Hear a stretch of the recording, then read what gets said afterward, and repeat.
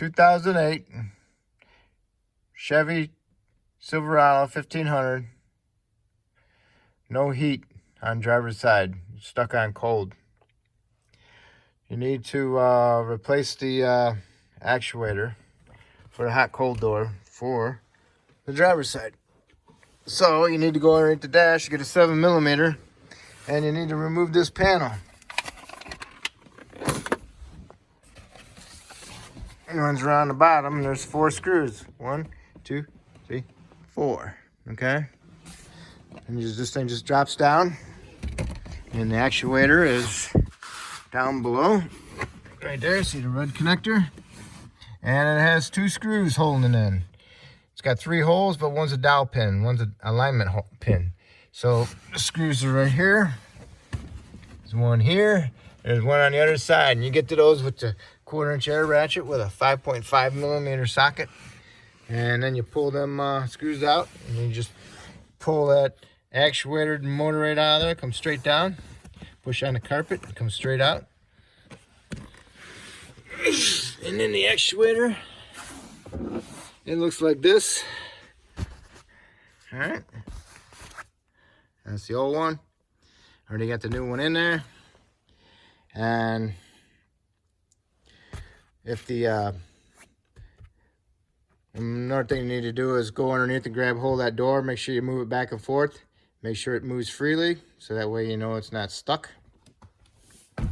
And then you need to do is go underneath the bottom and line up your little motor with your door. Push it up in there.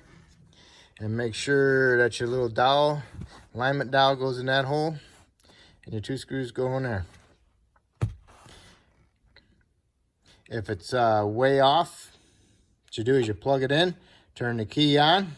If you go to full heat or full cold, whatever this stops at, just move your door underneath to match that location. And it should go right up in there. All right. And then when you get that in there, you get the 2 screws, connect your connector back up, and then put your panel back up in there. And that's it. If your passenger side one is bad, no heat, it's behind the glove box, right about right here.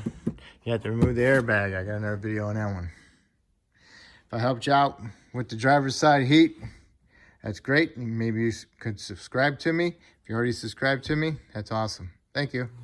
All right, worked out good. I marked it in the center, and then I marked the line from there, and then I turned the key on. And of course, we wanted to go to heat, so it turned right to there, and then I turned the key off. Perfect.